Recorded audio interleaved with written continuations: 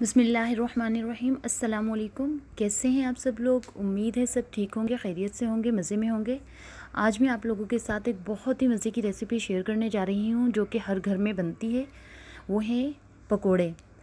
हम लोग पकोड़े कैसे बना सकते हैं और ये कैसे मज़े के बनेंगे, मैं लच्छे वाले आज पकोड़ा बनाना सिखा रही हूँ आपको। तो आज हम लोग लच्छा पकोड़ा बनाते हैं। इसके लिए सबसे पहले मैंने एक बाउल में प्याज काट ली बारीक बारीक, साथ ही इसमें मैंने बारीक कटे हुए आलू ऐड कर दिए। साथ ही इसमें मैंने पालक अच्छी तरह धोकर इसको भी बारीक काट लिया। अब मैं इसके अंदर स्पाइसेस ऐड करूँगी। 2 चम्मच भुना कुटा साबुत धनिया ऐड कर दिया, 2 चम्मच भुना कुटा ज़ीरा ऐड कर दिया, 1 चम्मच भर के नमक ऐड कर दिया, 2 चम्मच भरकर पिसी हुई लाल मिर्ची ऐड कर दूंगी। थोड़ा सा इसमें मीठा सोडा जाएगा और फिर हम लोग बेसन डालकर इसको अच्छी तरह मिक्स कर लेंगे। ज़रा सा जर्दे का कलर भी ऐड कर दिया मैंने। अब मैं इसको फ्राई के लिए तेल गरम कर लिया मैंने। अब हम लोग इसके अंदर पकोड़े बनाकर डाल देंगे। इसका जो बैटर है वो हम लोग थोड़ा सा ढीला ढीला रखेंगे ताकि पकोड़े जो हैं वो काफ़ी क्रिस्पी बने। साइज़ में बहुत ज़्यादा बड़ा नहीं रखती पकोड़ों का, दरमियाना साइज़ है। इसी तरह करके हम लोग सारे पकोड़े फ्राई कर लेंगे। पहले धीमी आंच पे थोड़ा सा पकाएंगे ताकि बेसन अंदर तक से अच्छी तरह पक जाए।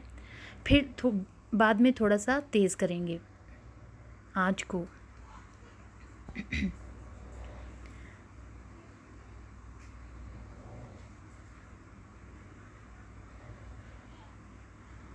इस तरह से हम लोग सारे पकोड़े तैयार कर लेंगे।